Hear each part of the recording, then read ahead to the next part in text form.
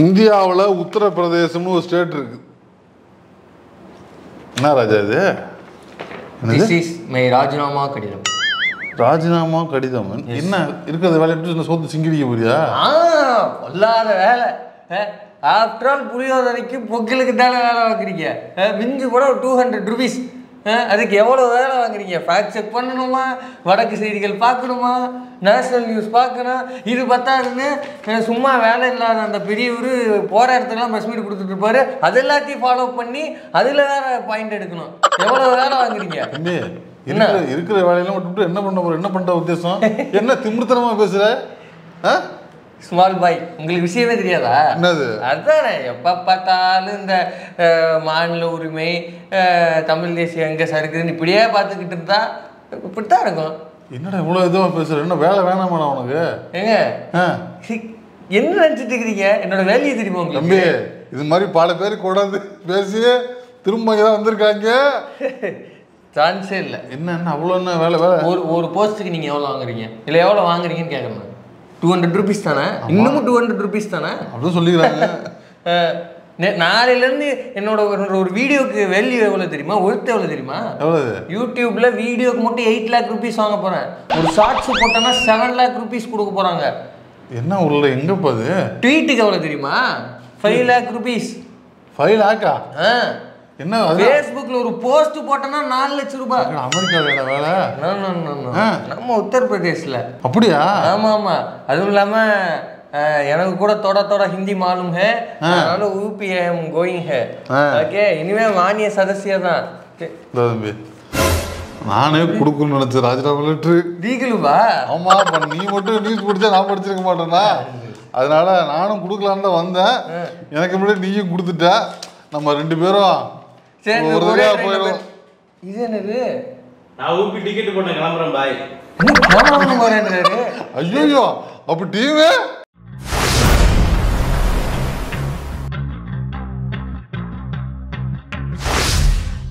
என்னப்பா மேட்டர்? படித்தேன், வெள்ளப்பல எம்ப்ளாய்மெண்ட் போட்டு இருந்துச்சு. என்ன மேட்டர்? ஆக்சுவலாக என்னன்னா, யூபியில் புதுசாக ஒரு முதல்ல வந்தோன்னா நாளைக்கு முதல்ல கொடுத்து 3 பேர் ஒரு காரா நாளைக்கு என்ன ஒன்று பண்ணிடுவோம். ஆஃபீஸில் தெரியிறப்பல அப்படி முன்னாடி வச்சுட்டு போயிடுவோம். எடுத்து படிச்சு அது மரியாதை இருக்காது. நான் சோறு போட்டுருக்காப்புல, அதான் வந்து என்னுடைய ராஜினாமா கடிதம் குடிச்சுக்க. நாளைக்கு வந்தோன்னா அவர்கிட்ட கொடுத்துட்டு முறையாக நம்ம ரிலீவ் ஆகணும். சரியா? அவ்வளோதான். இப்போ என்ன பஞ்சாயத்து இது? என்னன்னா, யூபியில் ஒரு புதுசாக ஒரு சட்ட திருத்தம் கொண்டு வந்திருக்காங்க. என்ன சட்ட திருத்தம்? என்னன்னா, UP new social media policy 2024. இந்த பாலிசிக்குள்ளே தான் இவ்வளோ விஷயங்கள் வருது. என்ன அப்படின்னா, இனிமே ஆன்லைனில் சோசியல் மீடியாவில் போடுற போஸ்ட்டுகள் எல்லாத்தையும் கண்காணிப்பதற்காகவும் அதில் வந்து சில திருத்தங்கள் செய்வதற்காகவும் தணிக்கை செய்வதற்குமாக இந்த குழு செயல்பட போகுது. குழுவா? ஆல்ரெடி பண்ணிட்டு தான் இருக்கிறாங்க. அதை ஆல்ரெடி அதெல்லாம் ஒரு பக்கம் நடந்தாலும் இருந்தாலும் இதை நாங்கள் ஸ்ட்ரிக்டாக பண்ணுறோம் அப்படின்னு சட்டப்படி பண்ண போகிறாங்களா? அதை இன்னும் ஆல்ரெடி சட்டப்படி தான் நடந்துக்கிட்டு இருக்கு. இவங்க இன்னொரு குழுவை போடுறாங்க. இது மட்டும் கிடையாது. இதில் யூபி அரசாங்கம் விஃபார்ம் அப்படின்னு ஒரு தனியான ஒரு அமைப்பை அமைக்க போகுது. அந்த அமைப்போடைய வேலை என்ன அப்படின்னா, சோசியல் மீடியாவில் போடக்கூடிய போஸ்ட்டுகள், போடக்கூடிய ட்வீட்டுகள், பதிவுகள் எல்லாத்தையும் பார்த்து அது எதெல்லாம் வந்து தேச விரோதமாக இருக்கோ அது எல்லாத்தையும் தனியாக லிஸ்ட் பண்ணி அதை எவெல்லாம் போட்டானோ அவனை பிடிச்சி அரெஸ்ட் பண்ணுறது. அதாவது ஒழுங்குபடுத்த போகிறாங்க. ஆமாம், ஒரு சென்சார் போட்டு அவதூறு பரப்பணும் பிடிச்சி போட்டு உள்ளே போட போகிறாங்க. அவதூறு மட்டும் கிடையாது, எல்லாம் அவருக்கு எதிராக பேசுறவங்க. அவ்வளவுதான். ஜனநாயகம் பேசுறதுக்கு உள்ள போட்டுருவாங்க. அவ்வளவுதான். கடைசியில வேற எங்க நிக்க போறாங்க? உள்ள சில பத்தி ஆதரிக்கல தூக்கி உள்ள போட்டுருவாங்க. ஆமா, வேட்டி டபார்னு தூக்கி பார்த்தா உள்ள ஆர்எஸ்எஸ் டவுசர் தானே தெரியும். அங்கதான் வந்து நிக்க போறாங்க. இப்படியாக ஒரு டிராஃப்ட். இந்த விஷயத்துக்குள்ள இன்னொரு ஆடானா சில லிஸ்ட்டுகள் விட்டுருக்காங்க. ஆமாம், என்ன அப்படின்னா, இந்த சட்ட திருத்தத்தில் இது மட்டும் கிடையாது. நாங்கள் நிறைய விஷயங்களை ப்ரொமோட் பண்ண போகிறோம். வேலைவாய்ப்புகள் என்ன அப்படின்னா, இந்த விஃபார்ம் அமைப்பு வந்து இந்த தேஷ் விரோத விஷயங்கள் பண்ணுறாங்க இல்லையா, அவங்க எல்லாத்துக்கும் தண்டனை பெறுவதை உறுதி செய்யும். தண்டனைனா எப்படி அப்படின்னா, 3 வருஷத்துலேருந்து ஆயுள் தண்டனை வரைக்கும். அதாவது நீங்கள் அரசு விமர்சித்து ஏதாவது போஸ்ட் பண்ணீங்க. அரசு விமர்சிச்சாவா? அரசு விமர்சிக்கிறதுங்க உரிமை தானே. தண்டையில வருது அது வருதா? ஆமா. எந்த ஊர்ல தம்பி? அரசை விமர்சிக்கிறது ஒரு தனி மனிதன் ஒரு குடிமகனின் தார்மீக கடமை இல்லையா அது? தமிழ்நாட்டுக்காரங்களுக்கு இதே வேலையா போச்சு. அப்பா பார்த்தாலும் உரிமை உணர்வுன்ட்டு வாங்க பாசு. அரசாங்கம்னா இப்படி இருக்கணும். என்ன கிரிட்டிசைஸ் பண்ண உள்ளது போட்டுருவாங்களாமா? அதுவும் குறைஞ்சபட்ச தண்டனையே பார்த்துங்க 3 வருஷத்துல இருந்து ஆரம்பிக்குது. ஐயோ எப்படி 3 வருஷம் 30 வருஷமா ஆயுள் தண்டனை வரைக்கும்? ஐயோ. இப்ப இது மட்டும் சவுக்கு சங்கர்களுக்கு தான் இங்க வேலை இருக்கு. அப்ப ஆமா, ஒன்லி சவுக்கு சங்கர்களும் முழி உருட்டல்களுக்கு மட்டுமே இங்க பணி அப்படிங்கிறத அறிவிச்சிட்டாங்க. இப்ப இது ஒரு பக்கம். இது மட்டும் இல்லாம நான் அந்த முன்னாடி சொன்னேன் இல்லையா, அந்த ஆட் ஆன் லிஸ்ட்டுகள். அந்த ஆட் ஆன் லிஸ்ட்டுகள் என்னென்ன மேலும் வருது அப்படின்னா, ஒரு யூடியூப் வீடியோ போடுறீங்க அப்படின்னா உங்கள் சப்ஸ்கிரைபர்களுக்கு ஏற்ப கொஞ்சம் கஷ்டமான வார்த்தை தான் வராது.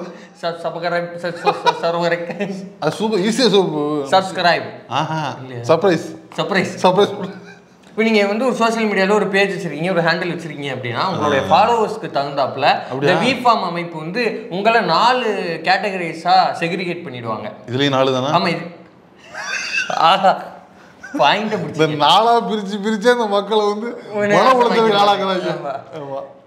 நாளா பிரிக்க போறாங்க. ஒருவேளை இருக்குமோ இந்த விஃபார்ம் அமைப்பு 4ஆ பிரிக்கும். அந்த ஃபாலோவர்ஸின் அடிப்படையில் இவங்களுக்கு வந்து மாதந்தோறும் அரசு காசு கொடுக்க போகுது. ஒரு சின்ன தமிழ்நாட்டில் 4, இந்தியாவில் 3 தான் இருக்கு. ஆஹா ஆஹா ஐயோ, அடிச்சு நவுத்திக்கிட்டே வரீங்களே. அப்படிதான் ஊருக்கு போயிருந்தோம்ல, அதனால ஸ்பெஷல் ட்ரைனிங். ஓகே, இப்போ அரசு தான் கொடுக்குது. ஆமாம், ஆனால் அமௌண்ட்டுக்கும் வந்து இன்னொரு ஆட் ஆன் கொடுக்குறாங்க. என்ன அப்படின்னா, யூடியூப்பை எடுத்துக்கிறீங்க அப்படின்னா ஒரு முழுநீள வீடியோ நீங்கள் போடுகிற கண்டென்ட்டுகளை பொறுத்து நீங்கள் அரசு செய்கிற விஷயங்களையோ அரசையோ நல்லா ப்ரொமோட் பண்ணி போடுறீங்க அப்படின்னா ஒரு முழுநீள வீடியோக்களுக்கு வந்து மாட்டு மூத்திரம், மாட்டு கோமியம், மாட்டு சாணியை பற்றி போட்டால் 8 லட்ச ரூபா, 8 lakh rupees. இந்த வாய்ப்பு கிடைக்காம போச்சப்பா நமக்கு. ஷார்ட்ஸுக்கு எவ்வளோ தெரியுமா? ஷார்ட்ஸ் யூடியூப்ல ஷார்ட்ஸ் போடுவோம்ல. ஆமா, அது ஆர்எஸ்எஸ் ஷார்ட்ஸ் போட்டா, ஆர்எஸ்எஸ் ஷார்ட்ஸ் போட்டாலும் உண்டு. ஆர்எஸ்எஸ் ஷார்ட்ஸ் போட்டுட்டு ஷார்ட்ஸ் போட்டாதான் காசு. ஆர்எஸ்எஸ் ஷார்ட்ஸ் எல்லாம் போட்டீங்கன்னா யூபிஎஸ்சி சேர்மன் ஆகலாம். நீங்க என்னென்ன வேணுமோ எல்லாமே கவர்னர் ஆகலாம், என்ன வேணாலும் ஆகலாம். நீங்க எம்பி, எம்எல்ஏ, ஐஐடில சீஃப் இது ஆகலாம், எல்லாம் அன்னி உண்டி. அப்படி மாதிரி 7 lakh rupees ஷார்ட்ஸ் போட்டா, யூடியூப் ஷார்ட்ஸ் போட்டா 7 லட்சம். 7 lakhs-ஆ? என்னடா யூடியூப் காரனால கொடுக்கறது இல்லப்பா? யூடியூப் காரனே அவ்வளோலாம் கொடுக்கறது இல்லை. என்னடா இது நல்ல வேலை எப்போ அது? பாட்காஸ்ட் போட்டா 6 லட்ச ரூபா. பாட்காஸ்ட்னா இந்த பாட்காஸ்ட் இந்த பேசிய தள்ளுவாங்களே, அதே தான். 6 மணி நேரம் 7 மணி நேரம் நம்ம எஸ்விகே எல்லாம் கூட பேசுவாங்கல்ல, நம்மளதான் பண்ணிட்டு இருக்கோம். சைலண்டா இருக்கு. இல்லை, எஸ்விகே எல்லாம் வந்து ரொம்ப வருஷமா இந்தியா ஃபேமஸ் அவங்க. ஏன்னா மில்லியன் கணக்கில் வியூஸ் 5 hour போட்டாலும் அதை உட்காந்து பார்த்துக்கிட்டு இருக்காங்க. மில்லியன் கணக்கில் வந்தால் கூட அந்த கம்பெனிக்காரன் அவங்களுக்கு வந்து அமௌண்ட் கொடுக்கறது இல்லை. அதில் கூட ஆசிரமம் வந்து ஜோக்கான்னு சொல்லுவாப்புல, ஒரு பிளேக்கு 1 ரூபான்னு வச்சா கூட லட்சத்தில் காசு வந்துருக்குறோம், ஆனால் வர்றதில்லை அப்படின்னு பார்த்துக்குங்க. எஸ்விகே யூபி அப்படின்னு ஒன்று போட்டு ஒரு பாட்காஸ்ட் ஒன்று ஆரம்பிங்க. இது மட்டும் கிடையாது, ஷார்ட்ஸுக்கு 7 லட்சமாடா. ட்வீட்டுக்கு எவ்வளோ தெரியுமா? ட்வீட்டு இப்போ எக்ஸ் என்று அறியப்படுற அந்த ட்வீட்டுக்கு 5 லட்ச ரூபா மாதம். எத்தனை ட்வீட் போட்டா அதெல்லாம் மாதம் 5 லட்ச ரூபா வரும். நீங்கள் எவ்வளோனா போட்டு தள்ளலாம். யோகி அப்படி, யோகி இப்படி. அதுக்கு நான் பின்னாடி வரேன், இன்னும் முடியல. ஃபேஸ்புக்கு தனியா இருக்கு. எவ்வளவு? 4 லட்ச ரூபா மாசத்துக்கு. நம்மள்ட்ட 9.6 ஃபாலோவர்ஸ் இருக்காங்க நம்மள்ட்ட. அதுதான் சொல்றேன், டிக்கெட்டை போடுங்க, வண்டி ஏறுவோம். நாளைக்கு வரட்டும். தோடா ஹிந்தி மாலும் நீ நல்லாவே மாலுமே. அதனால நீ நல்லா மாலும். இன்ஸ்டாகிராமுக்கு எவ்வளவு தெரியுமா? 3 லட்ச ரூபா. ஆனா இன்ஸ்டாகிராம் காரனே இன்ஃப்ளூயன்சருக்கு அவ்வளவு கொடுக்கறது இல்லை. அதனாலதான் அது வருது, அமௌண்டா வராது, ரீச் பயங்கரமா இருக்கும் அப்படின்னு சில கம்ப்ளைண்ட்ஸ் இருக்குது. நமக்கு ஒன்றும் முழுசா தெரியாது, சொல்றேன் நான், பேசிக்கிறாங்க. இப்போ வந்து இப்போ சோசியல் மீடியாவுக்கு வந்து டஃப் கொடுக்குறாங்க யூபி கவர்மெண்ட். நீங்க என்னடா சம்பளம் கொடுக்கறது? நீ என்னடா கொடுக்குறது? நான் கொடுக்குறேன்ல எங்க ஆளுகளுக்கு. இப்போ இதுல 2 ரூபாய்க்கு வந்துருச்சு. இப்போ ஆமா, பார்க்க வேண்டிய ஒரு ட்வீட்டுக்கு 2 ரூபா வாங்கிட்டு இருந்தவங்க நீ எவ்வளவு ட்வீட்டுக்கு குபீர்னு ப்ரொமோஷன் 5 லட்ச ரூபா. 5 லட்ச ரூபா ட்வீட் என்னங்கடா அது? ஏன் இங்கே தான் காசு வருது உங்களுக்கு? ரொம்ப சிம்பிள். பிரசிடென்ட்டோட சம்பளம் எவ்வளவு தெரியுமோ? பஞ்சாயத்து போர்டு பிரசிடென்ட்டா? அவருக்கு சம்பளமே வர்றதில்ல. நான் சொல்றது இந்தியாவோட பிரசிடென்ட். இப்போ நம்ம திரௌபதி முர்மு, அவங்களுக்கு என்னப்பா 150 ரூம் இருக்குதான் அந்த இது வீட்டுக்குள்ள, 160 ரூம் இருக்குதான். ஒரு வாட்டி இவரு சொன்னாரு, யார் நம்ம அப்துல் கலாம் 160 ரூமில் நான் 2 ரூம் தான் யூஸ் பண்ணுறேன், மற்றதெல்லாம் அவர் யூஸ் பண்ணலன்னு ஏதோ சொல்லிக்கிட்டாங்க. 160 ரூம் இருக்குது, அந்த ரூமுக்கு ஒரு பூட்டு போட்டாலே அந்த பூட்டு செலவு லட்சக்கணக்கில் வரும். 5 லட்ச ரூபா மாசத்துக்கு மெயின்டெனன்ஸா? சம்பளமே 5 லட்ச ரூபா தான். யாருக்கு? பிரசிடென்ட்டுக்கே. ஓகே. யூபி கவர்மெண்ட்ல ஒருத்தர் ட்வீட் போடுறது கூட 5 லட்ச ரூபா வாங்கிடுறானே. யூடியூபருக்கு நீ 8 லட்ச ரூபா மாசத்துக்கு. யூடியூபருக்கு 8 லட்ச ரூபா மாசத்துக்கு. யூடியூபருக்கு அப்போ வந்து இவரெல்லாம் எப்படி வாங்குவாரு பாத்துக்க, துருவருத்திலாம். நம்ம ஜிக்கு எவ்வளவு தெரியுமா? ஜிக்கு எவ்வளவு தெரியுமா சம்பளம்? அவருக்கு படிக்காசு நிறைய வரும்டா. ஏற்கனவே ஒருத்தர் சொல்லிக்கிட்டு இருக்காரு, அதானி காசு பூரா அதானி காசு கிடையாது, அது வந்து மூத்த ஜியோட காசு தானே. நம்ம சொல்லல, சொல்லிக்கிறாங்க. நம்ம ஜிக்கு எவ்வளோன்னா 2,80,000 ரூபா தான். சரி பாவண்டா, என்னடா பண்ணுவார் அவர்? ஆனால் கோர்ட்டு மட்டும் 10 லட்ச ரூபாய்க்கு போகிறாரு. ஒரு கோர்ட்டு 10 லட்ச ரூபாங்கிறாங்க. ஒரு வேலைக்கு போகிற கோட்டே 10 லட்சம். ஒரு நாளைக்கு 3 வேலை ட்ரெஸ் மாற்றுவார். அதெல்லாம் படிக்காசில் வரும்னு இப்போ தான். படிக்காசு என்ன ஒரு நியாயம் வேணாமா? 10 லட்ச ரூபா படிக்காசா? என்னடா வச்சுருக்கீங்க நீங்கள்? இப்போ இதெல்லாம் விட்டு தள்ளுங்க. இதெல்லாமே ஒரு வந்து ஊர் சுற்றுமானங்கள் வேற இருக்குது. அதுக்கு நம்ம வீட்டு காசு தான். அது தனி. பிஎம் கேர் காசு எங்கன்னா அதுக்கு கணக்கு சொல்ல மாட்டாங்க இல்லையா? கேட்கக்கூடாது. கேட்டா முன்னாடி பத்திரிகை கேட்கவே கூடாதுங்கிறேன்.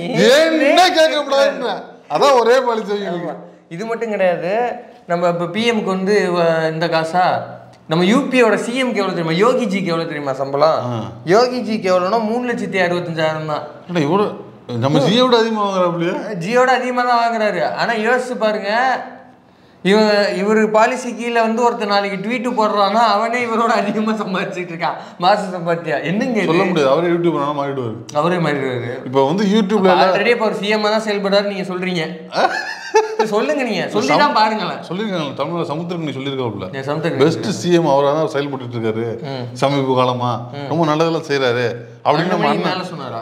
நம்ம அண்ணன் அது தெரியாது நமக்கு. நம்ம அண்ணன் சமுத்திரக்கனி தான் இங்கே பேட்டியில் சொல்லியிருக்காரு. இல்லை அதான் 12 மணிக்கு மேலே சொன்னாப்லையான்னு கேட்குறேன். இல்லை நான் எந்த ப்ரெஸ் மீட்டுன்னு கவனிக்கலண்ணா, அதனால கேட்டேன்னா. எந்த விடம் தம்பி? எந்த விடம் நீங்கள்? எந்த விடம் தான்? நான் சித்ரா அரவிந்தன் சோசியல் மீடியா இப்படி பல சித்ரா அரவிந்தன்கள் நீ ஒரு காலத்தில் இப்போ ஊப்பியில் போனால் இது இருக்காது. இது இனிமே எவனும் வேலைக்கு போக மாட்டான். ஃபுல்லாக சோசியல் மீடியா யூடியூப் தான். இப்போ அநேகமாக வந்து இப்போ நீ சொல்கிறத பார்த்தா பிரசிடென்ட், வைஸ் பிரசிடென்ட், பிரைம் மினிஸ்டர்லாம் யூடியூப் சேனல் ஆரம்பிச்சிருவாங்க. இப்போ நம்ம இந்தியன் 2 படம் வந்தப்ப நம்ம கலாயா சொல்லிட்டு இருந்தோம், சித்ரா அரவிந்தன் ஃப்ரம் சோசியல் மீடியானா சப்புன்னு அப்பன்ட்டாங்களா ஓடுறாங்கிட்ட. இனிமே யூபியில போயிட்டு அவனாவது சோசியல் யூடியூபுங்களா? எங்களோட சம்பளம் பிரைம் மினிஸ்டரோட அதிக சம்பளம் நீங்களா சாமி? இனிமே வந்து மேட்ரிமோனியில் பெருமையாப்படுவாங்க ஃப்ரம் சோசியல் மீடியா அப்படியே பெருமை. யூடியூபருக்கு ஒரு பெருமை செய்து எவ்வளோ பெரிய புரட்சியை வந்து அவர் உண்டு பண்றாரு. இப்போ வந்து தலைவர்களுக்கு இல்லை வந்து ஒரு கவர்னன்ஸ்ல இருக்கவங்களுக்கு சம்பளம் எவ்வளவு இருக்குது இல்லையா? இப்போ வந்து ஜுடிஷியரியில் இருக்கவங்களோட சம்பளம் என்னன்னு பார்ப்போமா? ஜுடிஷியரி நீதித்துறையில் இருக்கிறவங்க சீஃப் ஜஸ்டிஸ் ஆஃப் இந்தியாவுக்கு வந்து எவ்வளோ அப்படின்னா 2,80,000 ரூபா தான். அதான் இதுவே வந்து சீஃப் ஜஸ்டிஸ் ஆஃப் ஹைகோர்ட், ஹைகோர்ட்ல இருக்க சீஃப் ஜஸ்டிஸ்களுக்கு 2,50,000 ரூபாய் தான். அவ்வளவுதானா? ஆமா, இதுல ஹைகோர்ட்ல நீதிபதிகளாக இருக்கிறவங்களுக்கு 2,25,000 ரூபாய் தான். இவ்வளவு கம்மியா சம்பளம் கொடுத்தா வந்து எப்படி? நீங்க யோசிச்சு பாருங்க, நாளைக்கு யூபி அரசாங்கத்துல இந்த பாலிசி கீழே பணம் வாங்கிட்டு ஒருத்தர் அவதூறை பரப்பிட்டு வந்து கோர்ட்ல நிக்கிறான்னு வச்சுக்குவான். 8 லட்ச ரூபா 2 லட்ச ரூபா பையனை போடுங்க, மிச்சம் 5 லட்சம் கொடுங்க அப்படின்ட்டு இருக்க மாட்டாரா? சரி, இது அடுத்த அவதூறு 2 லட்ச ரூபா கட்டிட்டேன் நான் அட்வான்ஸ் பே பண்ணிட்டேன். இப்போ நீதித்துறையில் இப்படி இருக்குது. இதுவே வந்து காவல்துறையில டிஜிபி இருக்கிறதுலே உயர் பதவி. டிஜிபி காவல்துறையின் தலைவர். சொல்லுங்க, இன்னொரு தகவல் சொல்றேன் சொல்லுங்க. 2,25,000 ரூபா தான் அவங்களுக்கும் டிஜிபி. ஆமா, அப்ப யோசிச்சு பாருங்க. எல்லா டிஜிபியும் வேலை முடிச்சுட்டு இப்போ யூடியூப் சேனல் தான் வச்சிருக்காங்க ஆல்ரெடி.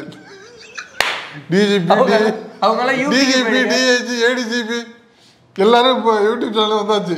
எல்லாரும் யூபி போயிருங்க, பிரைட் ஃபியூச்சர் இருக்கு. இங்க இருந்து நீங்க கண்டென்ட் போடணும், நல்ல விஷயங்களை மாணவர்கள்ட்ட பரப்பணும், சிரமமே படாதீங்க. சங்கி பொருளுக்கு வந்து வாழ்வை பத்தியா 2 ரூபாய்க்கு எங்கிட்டு இருந்த போயிடுவோம். ஒரு போல் நியூஸை போட்டு ஒரு ஃபார்வர்டு மெசேஜ், அது ஃபேக் நியூஸ் அவதூறை போட்டு தெரிஞ்சவங்களுக்கு திணையில வந்து திடுக்குன்னு வாழ்வு வந்தாங்கிற மாதிரி 8 லட்சம் 7 லட்சம் 5 லட்சம் 4 லட்சம் கிடையாதுப்பா. கொஞ்சம் ஏசியை கூடுதலா வைங்க, குபீர் குபீர்னு ஹீட் எனக்கு இங்க இல்ல நான் தம்பி நான் எழுதிட்டோம்ல, நாளைக்கு நம்ம கொடுத்துருவோம் முதலாளிட்ட. போய்கிட்டே இருக்கணும், நைட்டே டிக்கெட்டை போடுறோம். அவ்வளோதான், நம்ம மூஞ்சோட பார்க்க தேவையில்லை, அப்படி கொடுத்துட்டு நம்ம போட்டு போயிட்டே இருக்கோம். இந்தாங்க ராஜினாமா கடிதம் அப்படின்னு போட்டுடலாம். இப்போ இது ஒரு புறம். இப்போ இன்னும் இந்த ஐஏஎஸ், ஐபிஎஸ், ஐஎஃப்எஸ் இதெல்லாம் படிச்சுட்டு வந்துருப்பாங்கல்ல, அந்த அதிகாரிகளுக்கு சம்பளம் எவ்வளோன்னு பார்ப்போமா இந்தியாவில்? இப்போ சீஃப் செக்ரட்டரிகளாக இருப்பாங்க இல்லையா, தலைமை செயலாளர்கள். ஆமாம், அவங்களுக்குலாம் எவ்வளோன்னா அதே 2,25,000 தான். அது மட்டும் இல்லாமல் இந்த ஃபாரின் அஃபேர்ஸ் எல்லாம் பார்க்குற மினிஸ்டர்ஸ் எல்லாம், இது அலுவலர்கள்லாம் இருப்பாங்க, ஆஃபீஸர்ஸ்.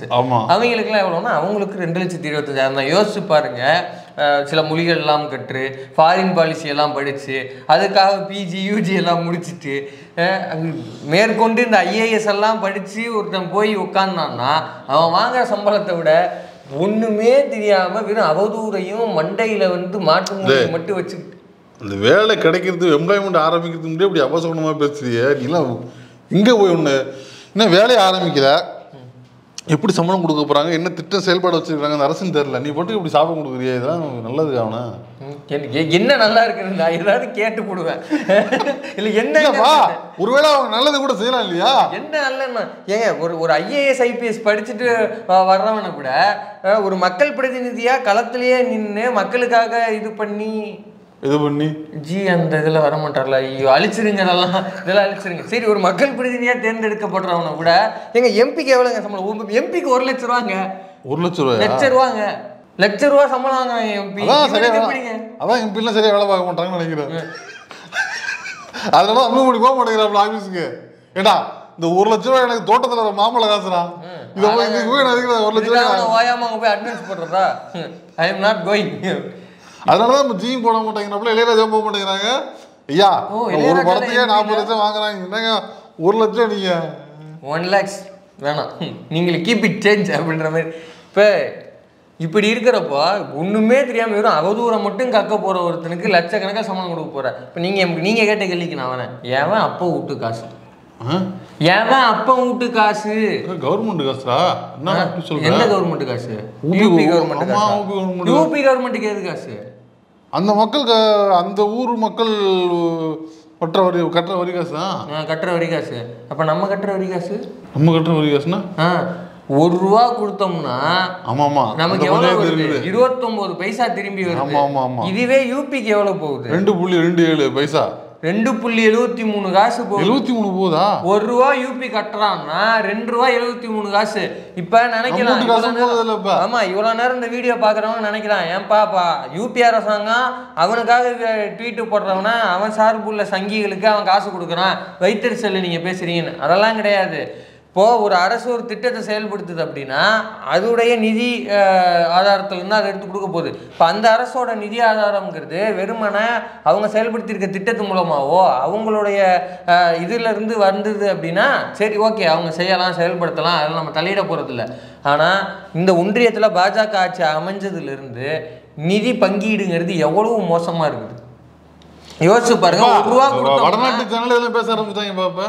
ஆமா, பேசிக்கிட்டு இருக்கலாம். இதை இப்போ ஒன்றும் இல்லை, 1 ரூபா நம்ம கொடுத்தோம்னா 29 காசு தான் நமக்கு திரும்பி வருது. இந்த 29 காசை வச்சுக்கிட்டு நம்ம எவ்வளோ திட்டங்களை செயல்படுத்தி இந்தியாவிலே 2வது மிகப்பெரிய எக்கானமி. இப்போ நம்ம நேற்று கூட வந்து நம்ம முதலீடுகளை பற்றி பேசிக்கிட்டு இருந்தோம். IMF உடைய டெபுட்டி MD அவங்க வந்து பேசுகிறப்ப சொல்கிறாங்க, இந்தியாவில் 2 பிரைட் ஸ்பாட்ஸ் இருக்குது, அது வந்து தமிழ்நாடு ரொம்ப முக்கியமான இதாக இருக்குது. அவங்களுடைய நிதி கொள்கைகளோ அவங்களுடைய செயல்பாடு திட்டங்களை ரெப்ளிகேட் பண்ணால் இந்தியாவில் முழுக்கவே ஒரு ஸ்டேபிளான அதை நாங்கள் செய்ய மாட்டோம், ஏன்னாடா இந்தியா வளர்ந்து விடும். ஆமாம், அது வளர்ந்துருச்சுன்னா அப்புறம் நாங்கள் இங்கே போய் பிறந்தோம் அப்படின்னு அப்படிங்கிறனால அதை நீங்கள் செய்ய மாட்டாங்க. இப்போ இது இப்படி இருக்குது. இப்போ இது மட்டும் கிடையாது, இப்போ நம்ம பெண்களுக்கு என்ன மாதிரி திட்டங்கள் கொடுக்குறோம்? கட்டணமில்லா பேருந்தாக இருக்கட்டும், புதுமை பெண் திட்டத்துக்கு கீழே மாதம் படிக்கின்ற பெண்களுக்கு 1000 ரூபாய் கொடுக்கறதா இருக்கட்டும், உரிமை தொகை 1000 ரூபா. நீங்கள் சொன்ன மாதிரி தமிழ் மகன் திட்டத்தில் பசங்களுக்கு, தமிழ் புதல்வன் திட்டத்தில் வந்து பசங்களுக்கு 1000 ரூபாய். இது மட்டும் இல்லாமல் நான் முதல்வன் திட்டத்துக்கு கீழே எப்பா நீ நம்ம ஊரில் ரொம்ப சிறப்பாகவே இருக்குது. ஓகே, இது மட்டும் நீ வந்து தெரிஞ்சு ஃபாரின்ல போய் எப்படி இருக்காங்க, வா ஃபாரின் போவோம், இங்கேயே கிடக்காத இந்த நாம் தமிழர் குஞ்சு இங்கே இருக்கிற அமெரிக்கா வா போவோம் அப்படின்னு அமெரிக்கா, ஆஸ்திரேலியான்னு எல்லா ஊருக்கும் கூட்டு போய் ஜி மாதிரி போய் ஃப்ரெண்டுக்கு கான்ட்ராக்ட் பிடிக்க போகல. நம்ம வீட்டு பிள்ளைங்க இன்னும் உலகத்தரத்து கல்வியவோ அவங்களோட ஸ்கில்ஸையோ, அங்கே உள்ள மக்கள் எவ்வளோ கல்ச்சராக இருக்கிறாங்க, ஒழுக்கமாக இருக்கிறாங்க, அங்கே உள்ள டெக்னாலஜி எப்படி இருக்குது, அங்கே எப்படி மக்கள் இருக்கிறாங்க, அதெல்லாம் பார்த்துட்டு வந்து நம்ம இங்கே வந்து செய்யுங்க, கற்றுக்குங்க. திரைக்கடல் ஓடியும் திரவியம் தேடுங்கிற மாதிரி வா போய் அறிவை தேடிட்டு வருவோம். திரைக்கடல் ஓடி திராவிடம் தேடு. பாத்தீங்களா பாருங்க, இவ்வளவு பேசுறீங்களே, அவ 8 லட்சம் ரூபா கொடுக்குறாங்களா, இவர் 200 ரூபா கொடுக்க மாட்டேங்க. ஒண்ணு தம்பி, நாம் தமிழ் குஞ்சுகளுக்கு நல்ல வாய்ப்பு. அவதூறு, கெட்ட வார்த்தை, அப்புறம் வந்து இழிவா பேசுறது, வந்து தப்பா பேசுறது, நல்ல வாய்ப்பு இருக்குது. அன்னைக்கு சொன்னதுதான், அப்படியே குண்டி குஞ்சனை குட்டிட்டு கிளம்பிடு. நல்ல வாய்ப்பு. ஸ்பாட் ஒருத்தர் விட்டு பண்ணியிருக்கா. இப்போ இந்த இதுக்கு முடிச்சிருவான். இப்படி நம்ம இந்த 29 காசு வச்சுட்டு இவ்வளோ திட்டங்கள் இது பண்ணுறோம். இப்போ வரைக்கும் ஒன்றும் இல்லைங்க, ஒரு நல்ல மனுஷனுக்கு அந்த அளவுக்கு சொன்ன சொல்ல காப்பாற்றணுமா இல்லையா? வார்த்தை, நாக்கு தான் முக்கியம். வாக்கு தவறலாமா? ஆமா, நாக்கு தவறக்கூடாது. நாக்கு தவறக்கூடாது. என்ன சொல்லி ப்ராஜெக்டை சைன் பண்ண, மெட்ரோ ப்ராஜெக்டை, நீ 50 காசு போடு, நான் 50 காசு போடுறேன், வா 2 பேரும் சேர்ந்து உருவாக்கலாம். இப்போ ப்ராஜெக்ட் ஆரம்பிச்சதுக்கப்புறம் ஃபேஸ்புக்கு காசு கொடுறானா நீ என்ன சொல்ற? நீ வந்து நெல் எடுத்துட்டு வா, நான் உண்மையை எடுத்துட்டு வரேன், 2 பேரும் ஊதி சாப்பிடுவோம்னா இது என்ன பேச்சு இது? ஆனால் இப்போவும் மாநில அரசு அதோடைய சொந்த நிதியிலிருந்து காசு எடுத்து போட்டு திட்டங்களை வந்து செயல்படுத்திட்டு இருக்கு. ஏன்னா மெட்ரோ கட்டுறதுங்கிறது என்ன மாதிரியான விஷயம்னு நமக்கு தெரியும். டிராஃபிக் பிரச்சனைகள் இருக்குது, கன்ஸ்ட்ரக்ஷன் இஷ்யூஸ் இருக்குது, மக்கள் வந்து சிரமப்படுவாங்க. எவ்வளோ காலத்துக்கு இவன் காசு கொடுக்க மாட்டான், அதுக்காக நம்ம போட்டு வச்சுக்கிட்டே இருக்க முடியுமா? நம்ம மக்கள் நம்ம பார்க்கணும், நம்ம சொந்த காசுலேருந்து இவ்வளோ சிரமங்களையும் தாண்டி இந்த விஷயங்கள்லாம் செயல்படுத்திட்டு இருக்கிறாங்க. இப்படி இருக்கிறப்ப நம்ம இவ்வளோ தூரம் வளர்ச்சியை நோக்கி நம்ம போய்கிட்டு இருக்கோம். எல்லா குறியீடுகளையும் இப்போ நிதி ஆயோக் வெளியிட்ட எல்லா குறியீடுகளையும் நம்ம தான் அதிகம். இவ்வளவு தூரம் அவங்க வந்து 10 ஆண்டு கால அதிமுக ஆட்சியில் அவ்வளவு கடனை ஏற்றிட்டு போனாங்க டான்ஜெட்கோல. ஆனால் இன்னைக்கும் வந்து குறியீடுகளில் மிகவும் குறைந்த கட்டணத்தில் மின்சாரம் வழங்குறதுல தமிழ்நாடு தான் முதலிடத்தில் இருக்குது. மின்கட்டணம் உயர்ந்து இருக்குது. முன்பை விட வந்து மக்களுக்கு அது ஆடான ஒரு விஷயந்தான். அவங்களுக்கு வந்து சில சிரமமாக இருக்கலாம், அதெல்லாம் நம்ம எதுவுமே மறுக்கலை, அதையும் நம்ம பதிவு பண்ண வேண்டியது தான். ஆனால் இவ்வளவு சிக்கல்லையும் அதை எப்படி மேனேஜ் பண்ண முடியும்? பெருவாரியான ஏழை எளிய மக்களுக்கு அது ரொம்ப ஆட் ஆகாம எப்படி அதை அதுக்கு தான் இந்த மாதிரியான இந்த 1000 ரூபா காசு கொடுக்கறது, இந்த மக்களுக்கு பணப்புழக்கத்தை அதிகரிக்கிறதுக்கு தான் இந்த மாதிரி காமெடியான விஷயங்களை கொடுத்துக்கிட்டு இருக்காங்க. 29 காசுல நம்ம இவ்வளவு விஷயம் செய்ய முடியுது அப்படின்னா ஒரு ரூபாயை அவன் திருப்பி கொடுத்தாதான் எவ்வளவு விஷயங்கள் நம்மளால செஞ்சிருக்க முடியும். ஆனா இன்னும் எவ்வளவு நம்ம செய்வோம்? அமெரிக்கா ஆக்கிடுவோம் நாங்க. அமெரிக்கா ஆக்கலாம்ல. அமெரிக்காவை விட நம்ம ஜிஆர் அதிகம் தான். அமெரிக்கா மாதிரி ஆக்கிடுவோம் நாங்க. அமெரிக்கா விட இன்னும் சிறப்பாக ஆக்கிடுவோம். 2.25 ரூபாய் வாங்கிக்கிட்டு அதுல நம்ம வீட்டு காசு இருக்குது. ஏன்னா அப்ப வீட்டு காசு, நம்ம வீட்டு காசு, நம்ம வீட்டு காசை எடுத்துட்டு போய் இவன் போஸ்ட் போடுற சங்கிகளுக்கு அவதூறு பரப்புற இவனுடைய இணைய கூலிப்படைக்கு சம்பளம் கொடுப்பான்னா கேட்பானா மாட்டானா? கண்டிப்பா கேட்கணும், கேட்டுதான் ஆகணும். இப்ப சீமான் பாயிண்ட்டுக்கு வருவோம். என்ன பாயிண்ட்? ஆரம்பமே நீங்க ஒரு வீடியோல சொன்னீங்க, உங்களுக்கு ஞாபகம் இருக்கா? என்ன சொன்ன? ரொம்ப நாளைக்கு முன்னாடி யூபிங்கிறது டிசைன் வந்து சீமானே தான் கட்டமைக்க விரும்புறாலும் அதோட டிசைன் சொன்னீங்க, ஞாபகம் இருக்கா? கணிப்பு கன் மாதிரி அவ்வளவுதான். இப்ப சீமான் மேடைக்கு மேடை என்ன சொல்றாரு? விவசாயத்தை வந்து அண்ணன் அரசு தொழிலாக்குறா, நீ ஏடா கவலைப்படுற? மாடு மேய்க்கிற ஆடு மேய்க்கிற அரசு தொழில்றா, வா. நான் பொய் சொல்றது அரசு தொழில், அவதூறு பரப்புறது அரசு தொழில். யோகி ஒருபடி மேல போய் தம்பி சொல்றான் நான் செய்யறேன் அப்படின்னு, ஆன்லைனே அரசு தொழில்றா, அவதூறு பரப்புறது அரசு தொழில்றா, வா காசு தரேன் அப்படின்ட்டு ஒருபடி மேல போய் இப்போ ஆன்லைன்ல அவதூறு பரப்புறது அரசு தொழில் ஆயிடுச்சு. பார்த்தீங்களா? இதுக்கு தான் நம்ம ஆரம்பத்துலேருந்து சொல்கிறோம், LHS = RHS, NTKS = RSS. அவ்வளோதான். ஸோ அதே மாதிரி யோகி வந்து அப்படியே சீமானோட திட்டங்களை ரெப்ளிகேட் பண்ணிருக்காரு. ஒன்றும் இல்லை, நீங்கள் சொன்ன மாதிரி ஆமை குஞ்சுகள் பேசாத. RSS ஒரு திட்டத்தை தான் சீமான் செய்யறாப்புல. நீ தப்பா, நீ கோச்சிங் காசு கொடுக்க மாட்டாங்க அவருக்கு. அப்புறம் இன்னும் என்னோட நீ வளர்ந்துட்டியாமே, உன்னைய வச்சு என்னைய வந்து ஊர்ல பேசிக்கிறாங்க உங்க ஊர்ல. அப்ப நீ அப்படிதான் சொல்லிக்கிட்டு இருக்க, என்னைய வச்சுதான் நீ பிழைக்க, உன்னைய வச்சுதான் நான் பிழைக்கிறானே, உன் ஐடியாவை நான் எடுத்துக்கிறானே, என் ஐடியா தான் உன்ட்ட கொடுத்துருக்கேன். பிச்சு வெளுத்து போடுவேன் டக்லஸு. வழக்கமா எல்லாம் கிரீஸ் டப்பா மாதிரி அண்ணனை கிரீஸ் டப்பா வைக்க, அண்ணனே கிரீஸ் டப்பாக்கி வச்சு விட்ருவாங்க. இப்ப இதுல இவ்வளவு விஷயங்கள் நம்ம ஃபன்னா பேசினாலும் இதுல இன்னும் கவனமா பார்க்க சீரியஸா பேசிருக்கோம்பா. நீ வேற அப்படி சொல்லிவிட்டா. இப்ப இதுல இன்னும் கவனமா பார்க்க வேண்டிய ஒரு விஷயம் இருக்கு. ஏற்கனவே ஊடக சுதந்திரம் நம்ம ஊர்ல பல்ல இழிக்குது. ஐயோ, தப்பா பேசுறோம் உள்ள தூக்கி போட்டா அதுக்கு பொங்கிட்டு வர்றாங்க. பொம்பளை பிள்ளைங்களை பத்தி தப்பா பேசுனா, பெண்களை பத்தி தப்பா பேசுனா, அரசு அதிகாரியை பத்தி தப்பா பேசுனா, ஒருத்த வீட்டுல வந்து அதிகாரி இலைகளை வந்து வியாபாரம் தப்பா பேசணும் தூக்கி உள்ள போட்டா அதுக்கு பொங்கிட்டு வரானுவா. எனக்கு 1000 விமர்சனங்கள் அவர் பேச்சில் இருக்கிறது, ஆனாலும் அவர் போடக்கூடாது. என்ன ஸ்டாண்ட்? திரும்ப சொல்றேன், நான் திரும்ப ஒன்னே ஒன்று தான் சொல்றேன். அந்த ட்வீட் போட்டவனை உங்க முன்னாடி நிக்க வச்சு அந்த ட்வீட்டை படிக்க விடுங்க. நீங்க படிங்க, நீங்களும் வாசிங்க, அவனும் வாசிப்போம். அதை உங்க நீங்க அவனை கண்ணோட கண் பார்த்து நீங்க வாசிட்டீங்கன்னா ஓகே. அது கூட வேணாம். இவங்க ஆகுனா போயிட்டு இது வந்து கருத்து சுதந்திரம் தேவை, இது வந்து அவங்களோட கருத்துரிமையை நசுக்கிறது, கருத்தே கிடையாது, இது கருத்து முசலே கிடையாது. இல்ல நான் என்ன சொல்றேன், அப்படி கூட்டம் மட்டும் பேசுறாங்க இல்ல, அந்த கூட்டத்துல நீங்க சொன்ன மாதிரி வாசிக்க சொல்லுங்க. அவ்வளவுதான். அதாவது எப்பா இதான்பா அவன் போட்ட ட்வீட், அந்த மைக்லயே வாசிச்சிருங்கிறேன். இதுதான்பா அவன் போட்ட ட்வீட், அது யூடியூப்ல வரட்டும்.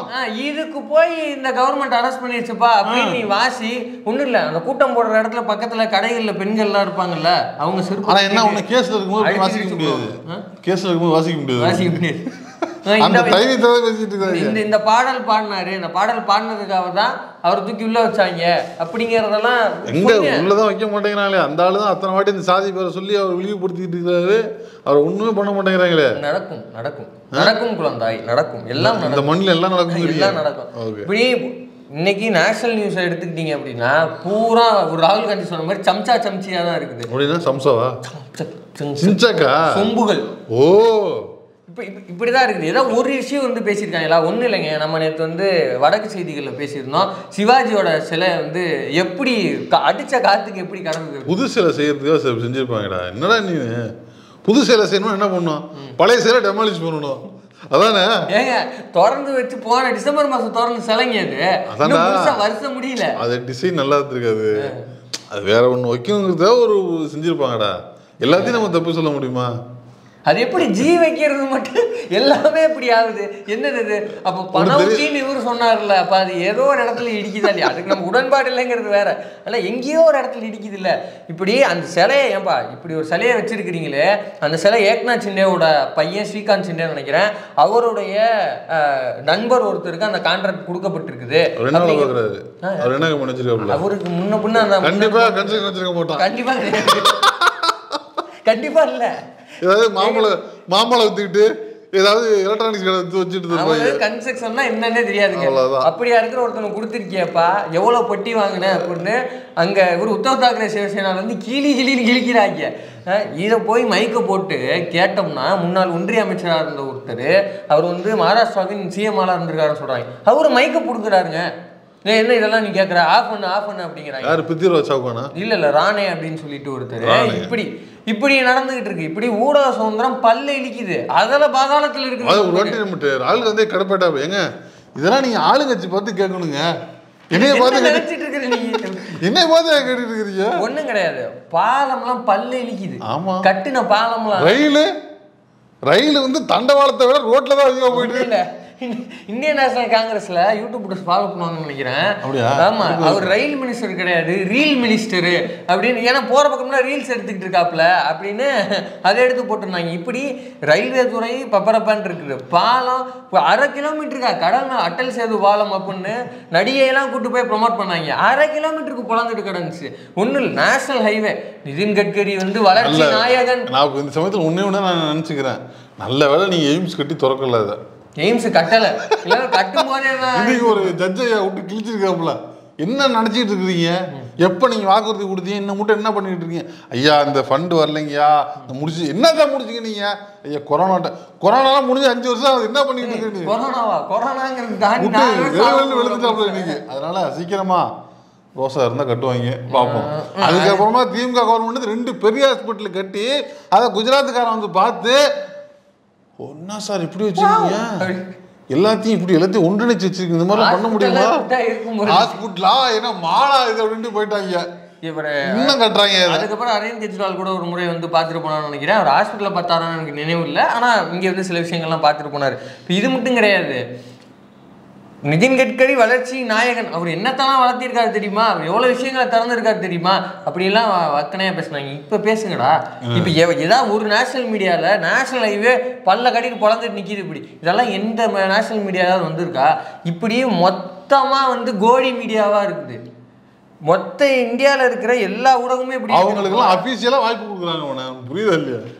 அவங்களுக்கு வாய்ப்பு மறுக்கப்பட்டிருக்கு. இப்போ இவங்கெல்லாம் போய் அங்கே சண்டைக்கு நிற்கணும், மல்லுக்கு நிற்கணும். இப்படி இருக்கிற சூழ்நிலையில் நீ கவர்மெண்ட் எதிர்த்து பேசக்கூடாது, கவர்மெண்ட்டை ஆதரித்து நீ போட்டேன்னா காசு கொடுப்பானா, இப்போ நீ என்னத்தை வந்து சொல்லி கொடுக்குற?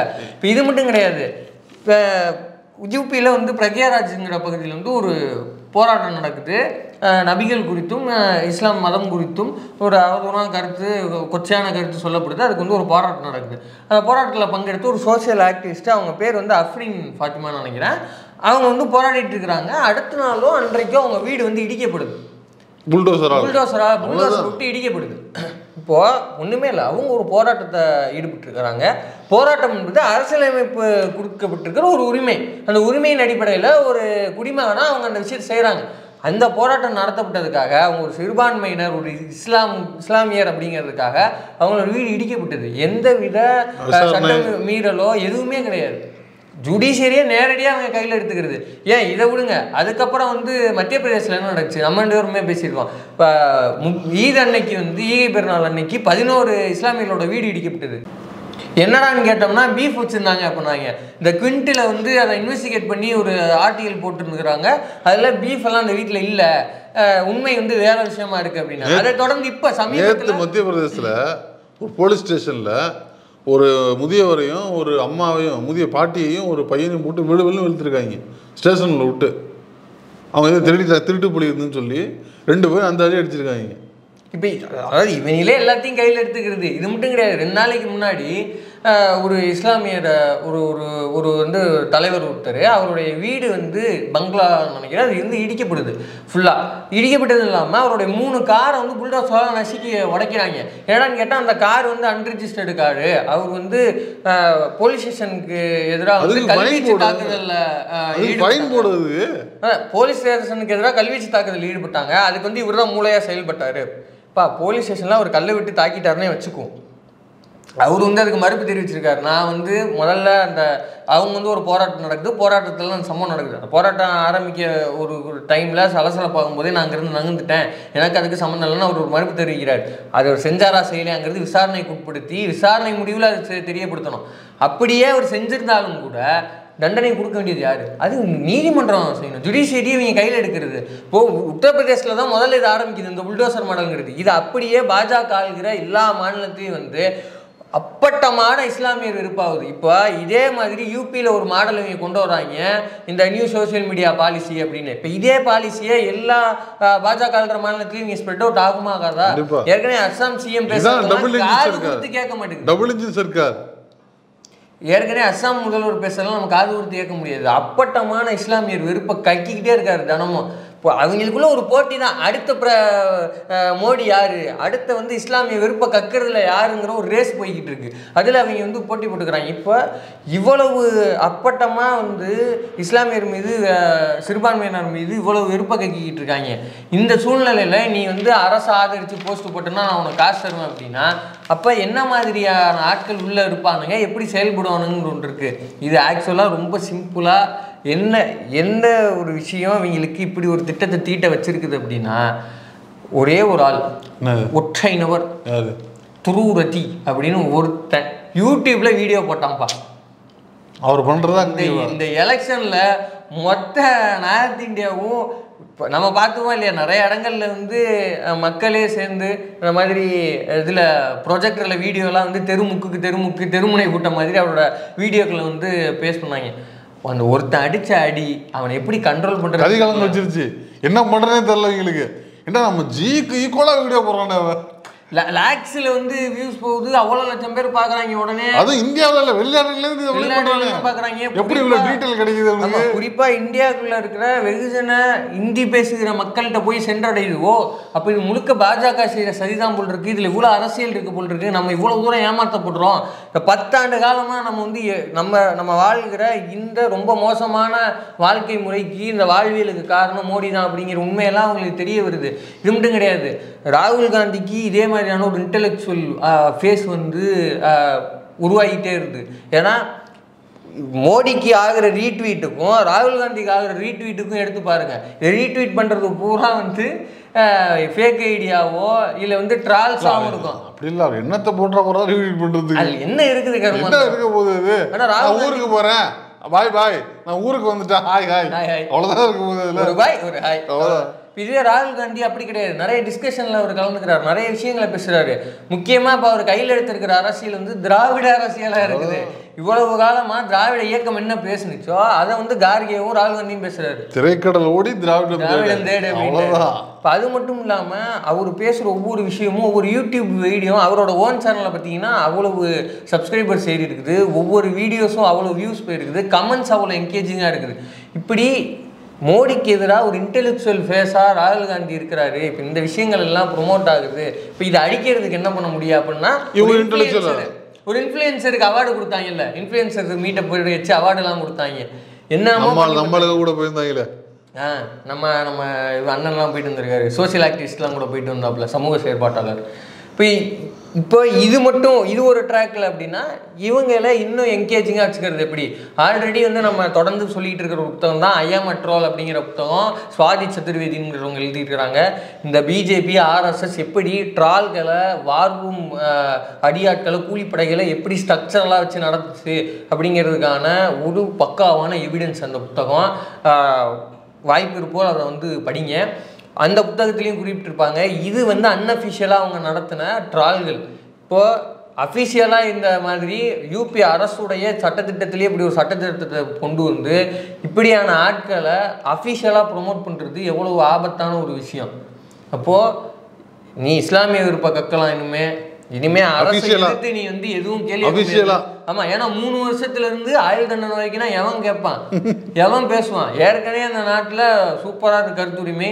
அப்போ அடிப்படையான அரசியலமைப்புக்கு எதிரான விஷயங்களை தான் இவங்க முன்னிறுத்துறாங்க. இது முழுக்க முழுக்க நம்ம வீட்டு காசை திருடி நமக்கு எதிரான அரசியல் செய்யறது.